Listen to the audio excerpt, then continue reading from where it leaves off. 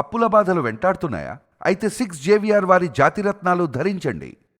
Right, break news చూస్తున్నాం. మనం TV screen పై ముంబైలో నివాసం ఉంటున్న కీర్తి అనే యువతి పాపినేని సాయి అనే వ్యక్తిని ప్రేమించింది. పెళ్లికి సాయి నిరాకరించడంతో తీవ్ర మనోవేదనకు గురైన ఆమె జూలై 14న ముంబైలోని తన నివాసంలో బలవన్మరణానికి పాల్పడింది. చివరి కోరిక ఏంటంటే, మరణించే ముందు కీర్తి ఒక లేఖ రాసింది. తాను భర్తగా భావించే పాపినేని సాయి చేతుల మీదుగానే తన అంత్యక్రియలు జరగాలని, తన మృతదేహానికి సాయి తాళి కట్టాలనేది తన ఆఖరి కోరికని అందులో రాసింది. కీర్తి తల్లిదండ్రులు ఆమె చివరి కోరికను నెరవేర్చాలని కోరారు. సాయి చేతనే కీర్తి మృతదేహానికి తాళి కట్టించాలని కూడా కుటుంబ సభ్యులు డిమాండ్ చేస్తున్నారు. ఒక్కసారి audio please. Sai phone cut చేయమా, ఇంకా వాడి మాటలు నమ్ముతూ ఉంటున్నావా పిచ్చిదానిలాగా? చేసింది సరిపోదా మనకి? ఇంకా నువ్వు నమ్ముతూ ఉంటావా? చేసింది సరిపోదా నమ్ముతూ ఉంటావు? ఎందుకు ఎందుకు ఎందుకు ఎంత దారుణంగా ఇది చేశాడో తెలుసా? నన్ను నిన్న కాక మొన్న తీసుకెళ్లాడు బయటికి. ఏం చేశాడు అడుగు, చెప్తాడు. ఏం చేశాడు చెప్పేది ఏంది? నేను నీతో మామూలుగానే సాయి నువ్వు నా కారణం మాత్రం నువ్వు నీ ఫ్యామిలీయే, సరేనా?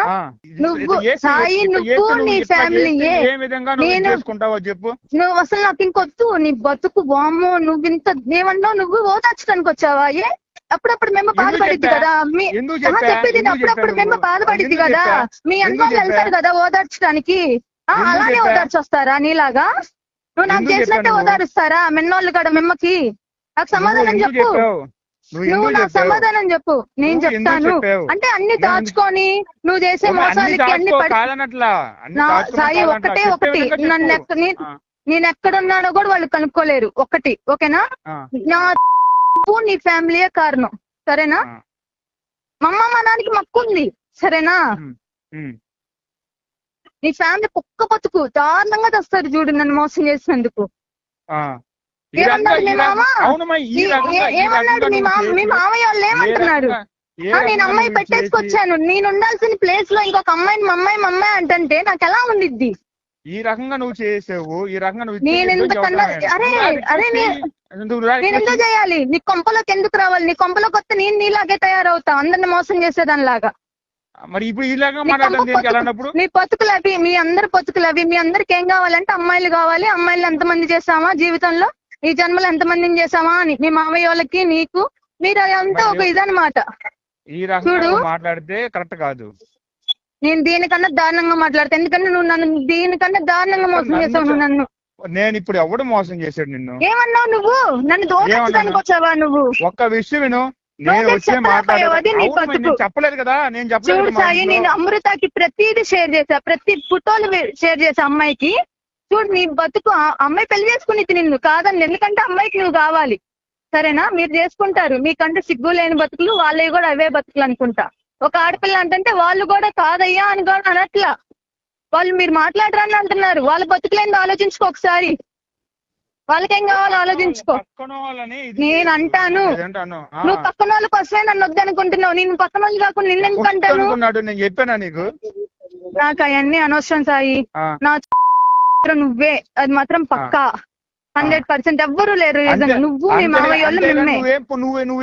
నువ్వు ఎఫర్ట్ ఏం పెట్టవన్నమాట, తిడతానే ఉంటావు అందరినీ. అయ్యా ఇప్పుడు దాకా పెట్టింది చాలు, నువ్వు ఇప్పుడు దాకా నాకు ఇచ్చింది చాలు. నువ్వేం చేసావు చెప్పు, సరేనా? నువ్వేం చేసావు చెప్పు.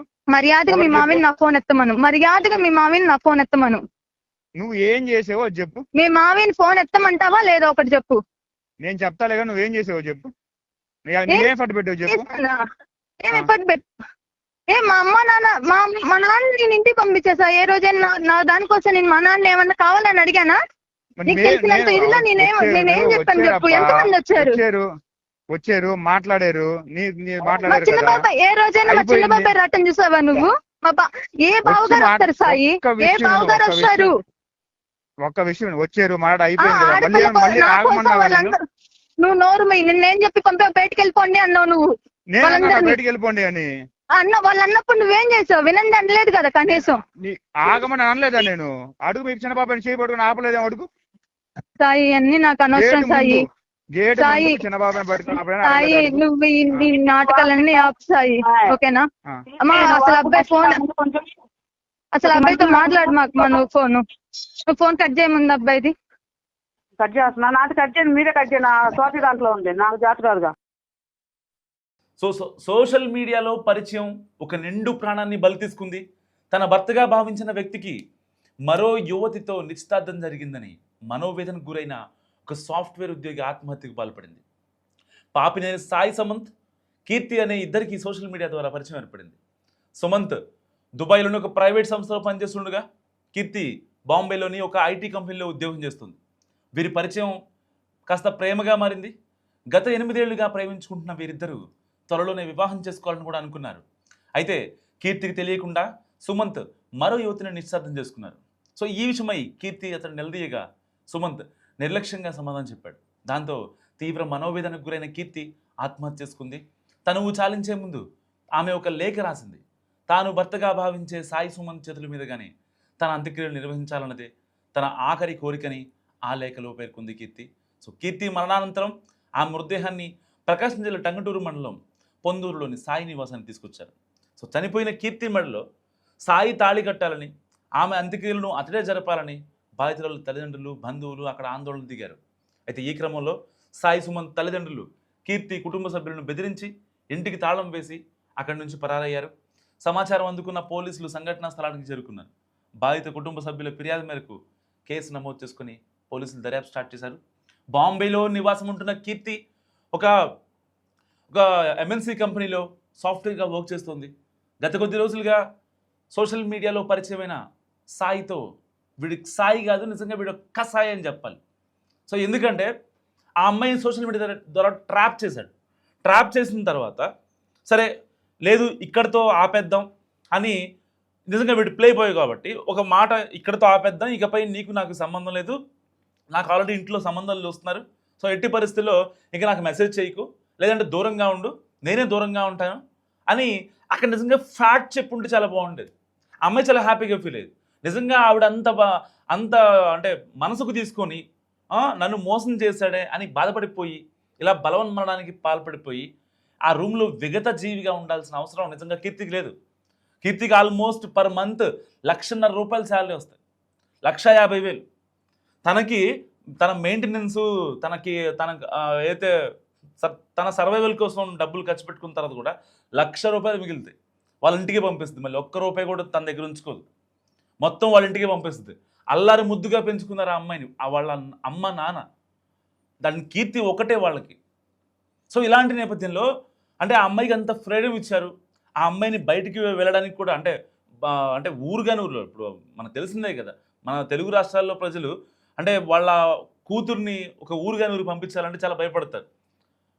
అంటే అక్కడ తెలిసిన వాళ్ళు ఉన్నారా లేదా, ఎవరన్నా చూసుకుంటారా లేదా, ఒకటే ఎలా ఉంటుంది, మళ్ళీ ఆఫీస్ నుంచి ఎలా వచ్చింది, రూమ్ ఎలా చూసుకుంటుంది, అక్కడ బండి లేకపోతే ఆఫీస్కి ఎలా వెళ్ళిద్ది అని, అంటే ఎంత టెక్నాలజీ ఎన్ని ఉన్నా సరే వాళ్ళకు ఉండే భయాలు వాళ్ళకు ఉంటాయి.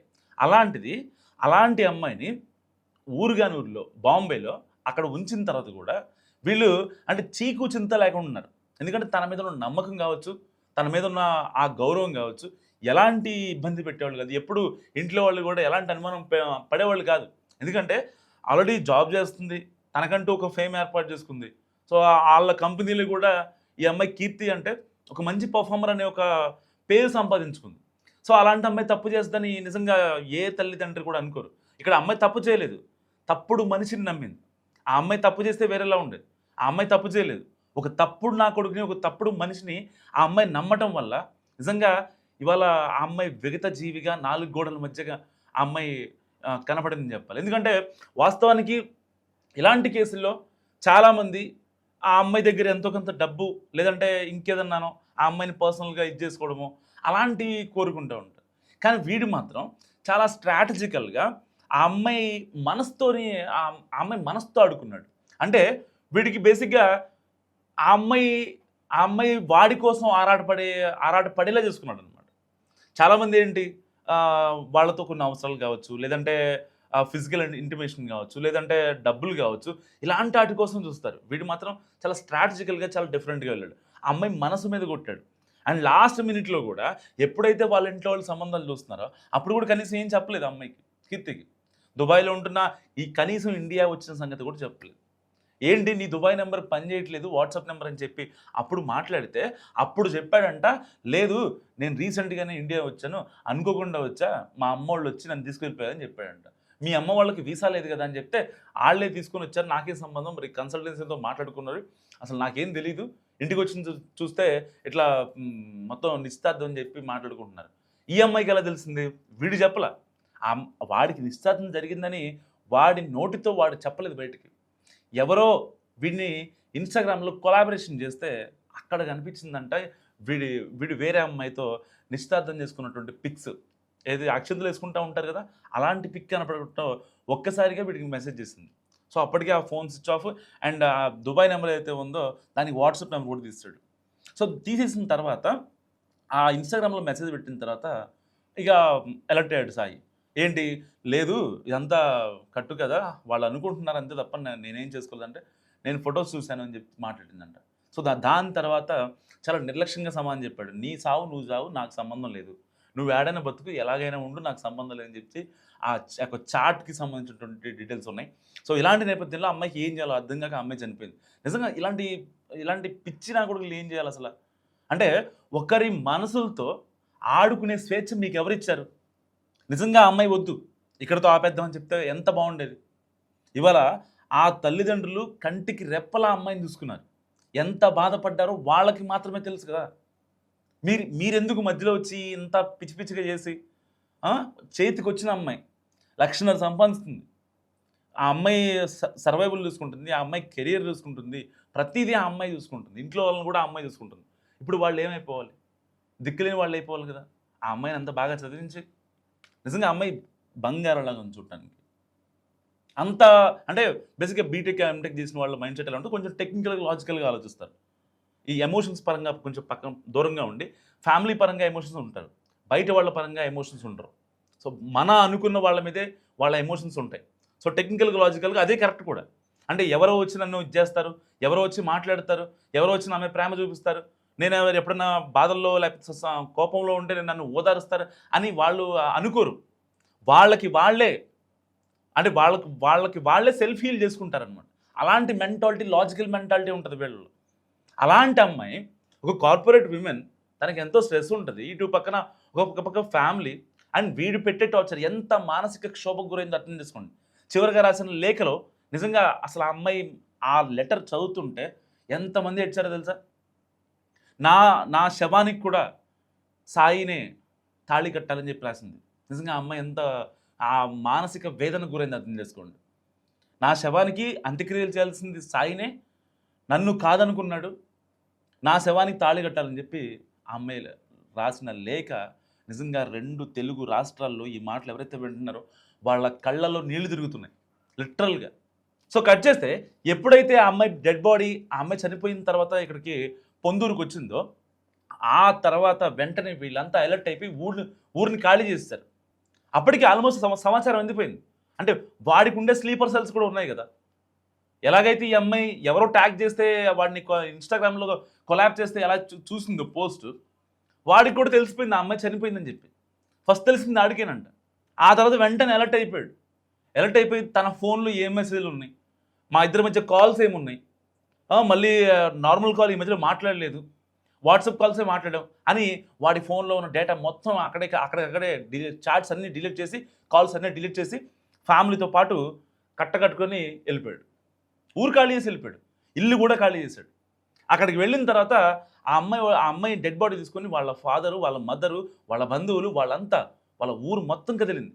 అక్కడికి వచ్చి వీళ్ళ ఇంటి ఏదో లాక్ ఉంటుంది కదా, ఆ లాక్ని పగలగొట్టి లోపలికి వెళ్ళి ఆ శవాన్ని అక్కడ పెట్టిన తర్వాత సో అప్పుడు వాళ్ళు ఫోన్ చేశారంట. అలా ఎలా చేస్తారు, మా ఇంట్లోకి వచ్చి మీ దౌర్జన్యం ఏంటి, మేము ఇట్లా మాకు సంబంధించి ఇదే మా రిలేటివ్స్ వాళ్ళ ఇంటికి వచ్చాం, మీరెందుకు మా ఇంట్లోకి వచ్చారని చెప్పి బుకాయిస్తున్నారంట. సరే మీరు రండి మాట్లాడదామని చెప్పి వీళ్ళు చాలా సామరస్యంగా మాట్లాడుతున్నారు. ఈవెన్ ఆ అమ్మాయి రాసిన లాస్ట్ లెటర్ కూడా, ఆ ఎమోషనల్ లెటర్ కూడా వాళ్ళు అతనికి వాట్సాప్ చేశారు. ఇంత దారుణమా? ఎంత దారుణంగా ఆ అమ్మాయిని వేధించాలా? మనసులతో ఎందుకు ఆడుకోవాలి? నిజంగా నీకు సంబంధం లేదు, వద్దు, కోపంగా ఉండు. ఆ అమ్మాయి మారుతుంది. 2-3 రోజులు కాదు, వారం కాదు, 10 రోజులు కాదు. నువ్వు ఇంకా ఆ అమ్మాయితో లేదు నాకు ఇంకా కావాలి, ఆ అమ్మాయిని నా వెనక తిప్పుకోవాలని ధోరణిలో ఉంటే నిజంగా ఎంతవరకు కరెక్ట్? కొన్ని రిలేషన్స్ ఉంటాయి, ఉండాలి. ఎవరి కాళ్ళకి ఏ ఏజ్కైనా అంటే లింగ భేదం లేకుండా మేల్ ఆర్ ఫీమేల్ కొన్ని ప్యాంపర్ చేసే రిలేషన్స్ కావాలి, కొన్ని ఫ్రెండ్షిప్లో ఉండే రిలేషన్స్ కావాలి. ఇంటి పక్కన ఉండే మనం ఏదైతే రెంట్కు ఉంటామో లేకపోతే మనం నివాసం ఉంటామో ఆ ఇంటి పక్కన ఉండే కొన్ని రిలేషన్స్ కావాలి, ఆఫీస్లో కొన్ని రిలేషన్స్ కావాలి. లేదంటే మైండ్ మెంటలెక్కిపోద్ది ఎవరికైనా. అంటే ఈ బిజీ షెడ్యూల్స్లో ఉండాలి, ఒక రిలేషన్ ఉండాలి. ఆ రిలేషన్ నీ మైండ్ని స్క్రూ చేసే విధంగా, నీ మైండ్ని అంటే ఇక్కడే ఉండి మనం ఏదో ఆలోచించే మోడ్లో కావచ్చు, లేదంటే ఏ క్షణం ఏం జరుగుద్దో అనే భయం కావచ్చు, లేదంటే ఆ మనసు అంటే ఒక ఆ అట్రాక్షన్ని కాస్త ఆ మనసుతో ముడిపెట్టేసి స్క్రూ చేస్తూ ఉంటారు కొంతమంది. ఎగ్జాక్ట్లీ సేమ్ ఈ అమ్మాయికి అదే సిచ్యువేషన్ జరిగింది. వాడు ఎక్కడో ఉండి దుబాయ్లో ఉండి సోషల్ మీడియా ద్వారా పరిచయం అయ్యి ఆ అమ్మాయి ఎంతో టెక్నికల్గా లాజికల్గా తన కెరీర్ కోసం ఆలోచించే అమ్మాయి, అంత టాపర్ ఆ అమ్మాయి అండ్ అంత పర్ఫార్మర్ ఆ అమ్మాయి. అలాంటి అమ్మాయినే వీడొక అంటే వీడు చదివిన ఒక ఇంటర్కి ఎక్కడో వెళ్ళి ఏదో చేసుకుంటూ ఆ అమ్మాయిని ఇచ్చేసారంటే జస్ట్ ఇమాజిన్ వాడు ఎంత ప్లాన్డ్గా స్ట్రాటజికల్గా వెళ్ళాడు. డియర్ గర్ల్స్, నిజంగా ఏ ఒక్క మగాడిని కూడా నమ్మద్దు. ఈ అంటిల్ అన్లెస్ ఏమన్నా తేడా వస్తే మీ భర్తను కూడా నమ్మడం లేదు ఈ రోజులు. ఎంతమంది చంపుకోవట్లేదు అలా అని చెప్పి అమ్మాయిలు నమ్మడానికి లేదు, రెండూ ఉంది, వయసు అండ్ వర్ష. కానీ ఎట్టి పరిస్థితుల్లో ఎవరైతే ఇండిపెండెంట్గా ఉంటారో అమ్మాయిలు, ఎవరైతే జాబ్ చేసుకుంటూ ఇంట్లో వాళ్ళని పోషిస్తారో వాళ్ళు మస్ట్గా నిజంగా ఏ అబ్బాయిని నమ్మకూడదు. బెటర్ మీ ఇంట్లో వాళ్ళు చూసిన సంబంధం చూసుకోండి. లేకపోతే సాయంత్రం నన్ను పానీపూరి తినిపించాడు, వీకెండ్ వస్తే సినిమా తీసుకెళ్ళాడు, పాప్కార్న్ ఇచ్చాడు, కూల్ డ్రింక్ ఇచ్చాడు, ఇవి కాదు. అవి ఆ రోజుకే ఉంటాయి, అవి ఆ రోజుకి మాత్రమే. చాలా తీయగా ఉంటాయి మాటలు, నిజంగా చాలా అంటే చాలా తీయగా ఉంటాయి స్టార్టింగ్లో. ఆ తర్వాత తెలుస్తుంది జరిగిన దారుణం ఏంటో. మస్తుగా కామెంట్ చేయండి కీర్తి ఇష్యూ గురించి.